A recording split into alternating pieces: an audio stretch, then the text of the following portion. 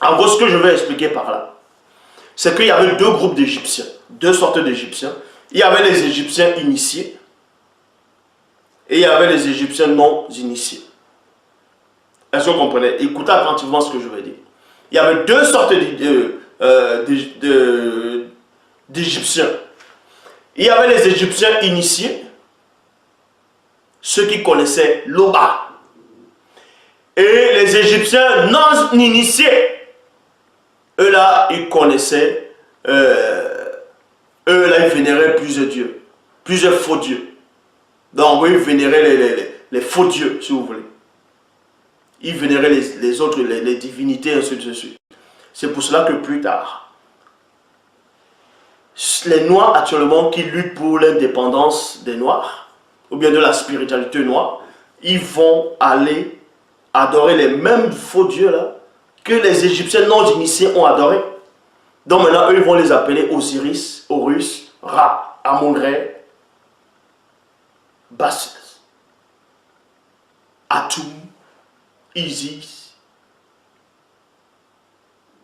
ainsi de suite. Vous voyez?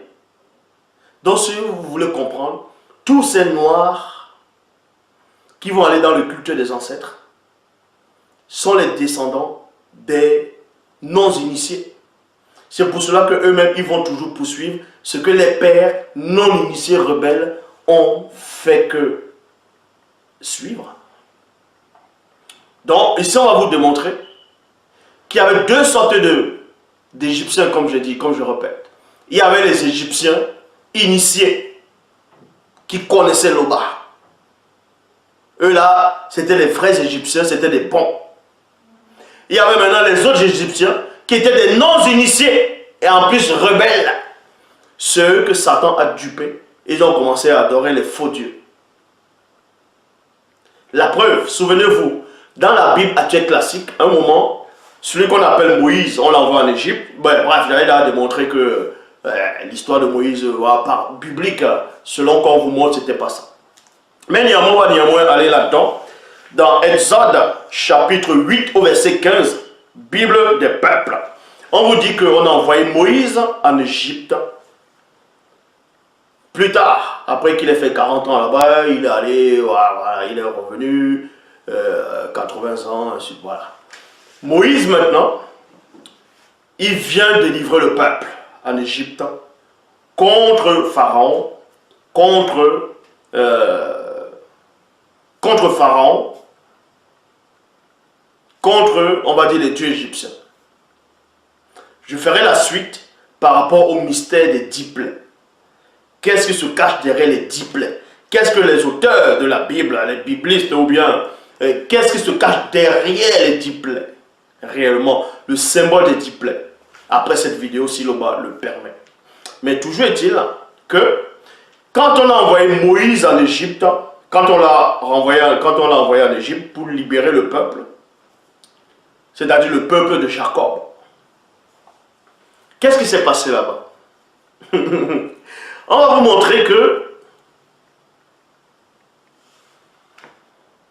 montrer par là que premièrement,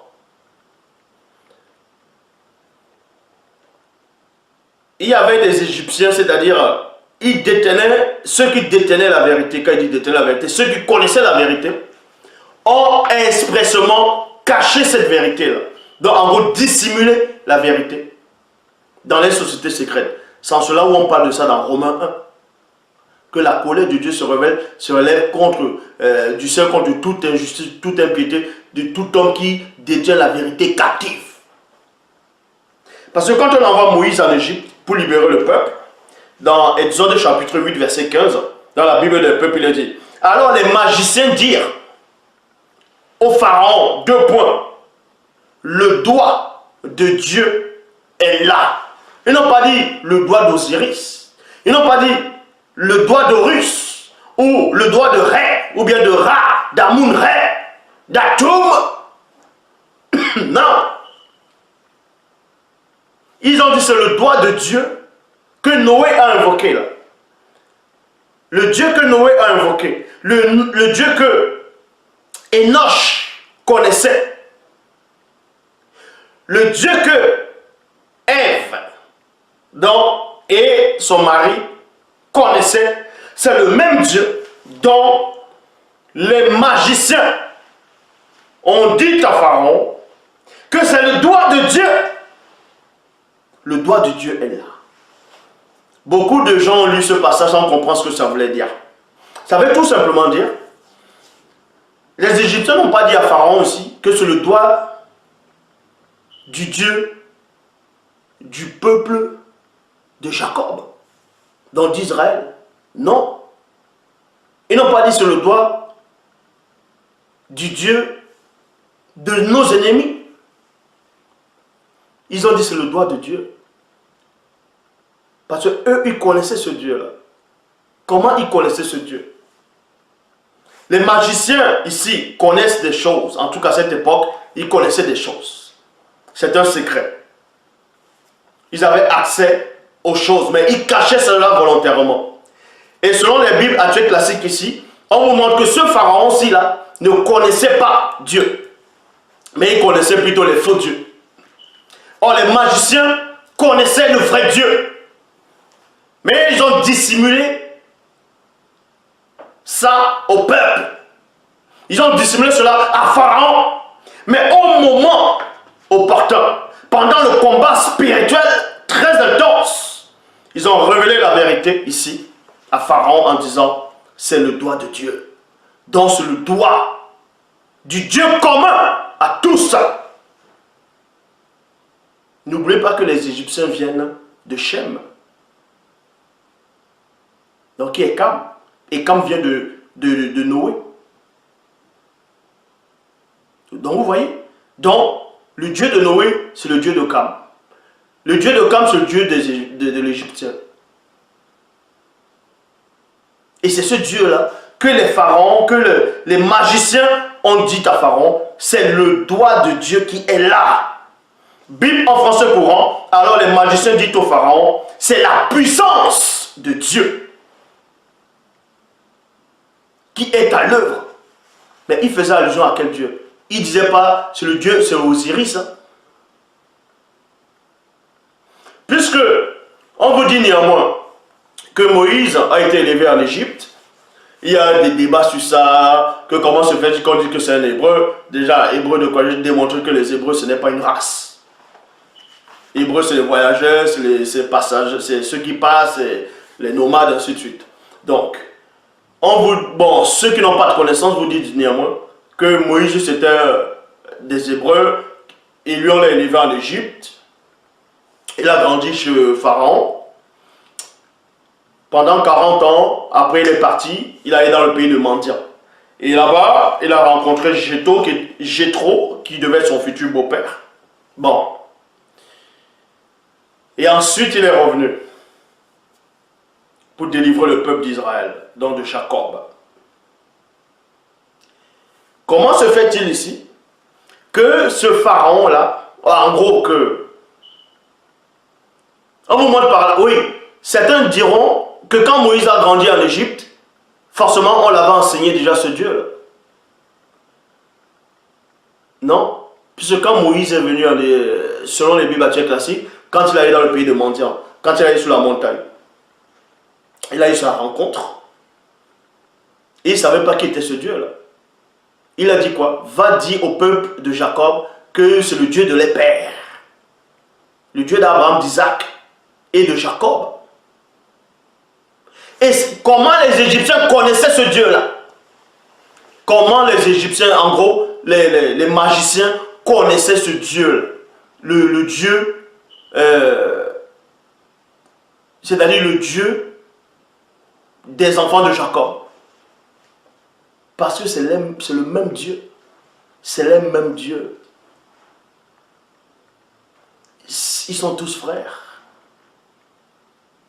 Donc, on vous montre par là qu'il y avait deux sortes d'Égyptiens. Il y avait les initiés. Les Égyptiens initiés connaissaient le Dieu, en gros, connaissaient Loba. Connaissaient Loba. Parce que les Égyptiens sont des Sawa aussi. Les Égyptiens sont des Sawa. Ça, j'ai déjà fait la vidéo, j'ai démontré ça. Et maintenant, il y a d'autres Égyptiens qui sont toujours, c'est des non-initiés. Et eux, ils ont commencé à adorer les faux dieux. Ils ont commencé à adorer les faux dieux, ainsi de suite. Ils ont commencé à adorer les faux dieux. En adorant les faux dieux, mais vu que ces non-initiés étaient néanmoins côte à côte avec les autres initiés, forcément il y avait des secrets qu'ils voyaient les initiés faire. Et ils ont essayé de reproduire, comme j'avais dit une fois dans une conférence, les pyramides qu'on voit actuellement en Égypte, ce sont les non-initiés qui ont fait des pyramides qui sont en Égypte. Vous allez me dire, mais quelqu'un m'avait écrit, me dit, mais comment se fait-il qu'un non-initié arrive à faire les pyramides et pendant des siècles, la pyramide est toujours là? Mais vous pensez que les non-initiés à l'heure actuelle avaient les mêmes connaissances, les mêmes facultés que les non-initiés des Égyptiens à cette époque-là? Les Égyptiens non-initiés à cette époque-là étaient, s'ils viennent à cette époque, ils auront une connaissance semblable, bon, à peu près, on va dire comme ça. Vous aurez l'impression eux, ce sont les initiés. Comment reconnaître que ce sont les non-initiés qui ont bâti les pyramides? Parce que ceux qui ont bâti les pyramides, c'est les mêmes gens qui ont bâti le Sphinx qu'on voit là en Égypte. C'est le Sphinx. Et le Sphinx, c'est quoi? On voit que c'est une femme avec le corps d'un lion. C'est une hybridation, c'est une idole, c'est un démon, c'est une démone. Est-ce que vous comprenez? C'est une démone. Et ça, c'était les idoles des non-initiés. Et déjà, c'est une mauvaise représentation du Sphinx en Égypte qu'on présente là. Vous voyez, c'est la tête d'une femme noire. Ça va vous choquer ce que je vais vous dire. Les Néphilim, dont les Blancs ont cassé expressement le nez du Sphinx qui est en Égypte. Pourquoi on ne voit pas que c'est un nez épaté, dans un nez en fonction de la tribu des Noirs? Donc c'est un nez épaté, donc c'est pour les Noirs, pour eux. Donc ils ont cassé cela pour que les gens ne voient pas que, ah tiens, ce sont les Noirs qui ont bâti la pyramide. Donc du coup, si ça tenait qu'à eux, ils allaient mettre un nez droit, changer la morphologie. Et si j'avais changé la morphologie, j'allais dire, ils ont raison de changer cette morphologie. Pourquoi? Pourquoi je dis ça? Tout simplement parce que il n'y a pas de Sphinx, il n'y a jamais eu de Sphinx noir. Écoutez attentivement. Il n'y a jamais eu de Sphinx noir hybridation avec le corps d'un lion. Ça, ce sont les démons. Il n'y a pas de noir démon. C'est-à-dire par rapport à cette hybridation. Même quand on représente ce qu'on appelle Mami Wata, c'est-à-dire la sirène des eaux, Djengula Madiba. D'autres vont la représenter en Afrique. C'est une noire avec le corps d'un poisson, ainsi de suite. C'est une mauvaise représentation. Ça n'existe pas, ça. Les démons hybrides noirs, c'est que des blancs. C'est que des blancs. Est-ce que vous comprenez? Parce que quand les anges ont couché la première fois, les anges déchus avec les femmes, d'abord avec les animaux, avec les mammifères, certains animaux, des espèces d'animaux, ça a donné naissance à ce qu'on appelle les démons. Et les démons, c'était des hybrides. Quand on voyait, c'était mi-femme blanche, mi-corps animal, ou d'autres, c'est mi-homme blanc, mi-corps animal.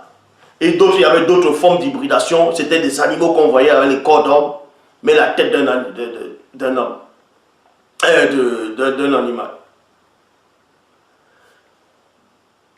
Le Sphinx qu'on voit en Égypte là, c'est une mauvaise représentation. On ne devait pas mettre la tête d'une femme noire sur le Sphinx là. Ça devait être la tête d'une femme blanche qu'on devait mettre. On vous montre par là ce que sont les non-initiés qui n'avaient pas de connaissance par rapport à cette vérité qui ont mis cela. Mais ici, les magiciens de Pharaon disent à Pharaon, c'est la puissance de Dieu qui est là, qui est à l'œuvre. Les magiciens le savaient. Parce que comment ici sont devenus magiciens? Ce sont des gens qui sont laissés corrompre. Ils ont été corrompus. Il y a certains qui connaissaient la vérité, qui étaient corrompus, qui ont commencé à appliquer, à faire de la magie, de la sorcellerie. Mais ils connaissaient toujours ce Dieu-là.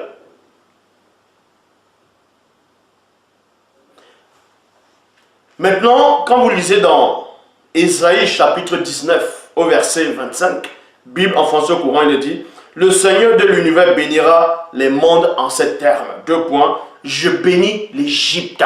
Je bénis l'Égypte, mon peuple. » Je bénis l'Égypte, virgule, mon peuple. Pourquoi tout le temps dans les Bibles actuelles classiques, dans ce que vous appelez l'Ancien Testament, on dit « Ah, le peuple de Dieu c'est Israël, le peuple de Dieu c'est Israël. » Mais pourquoi dans Ésaïe 19, 25, ce même Dieu dit que l'Égypte c'est son peuple? On faisait allusion à quel Égyptien ici là? Dans la vraie version, l'Égyptien donc était le peuple de Dieu ici.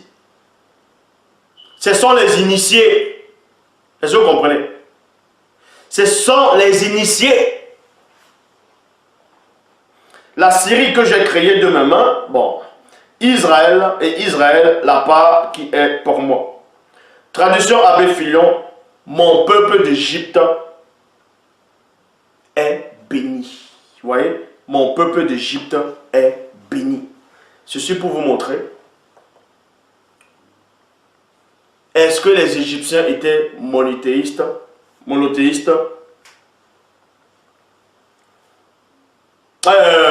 Polythéistes plutôt. Est-ce que les Égyptiens étaient-ils polythéistes?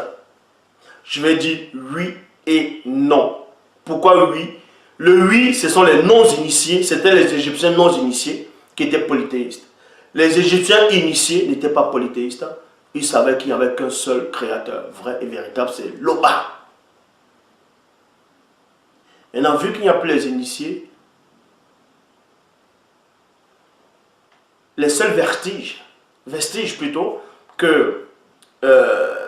ont été laissés par les Égyptiens, ce sont les non-initiés.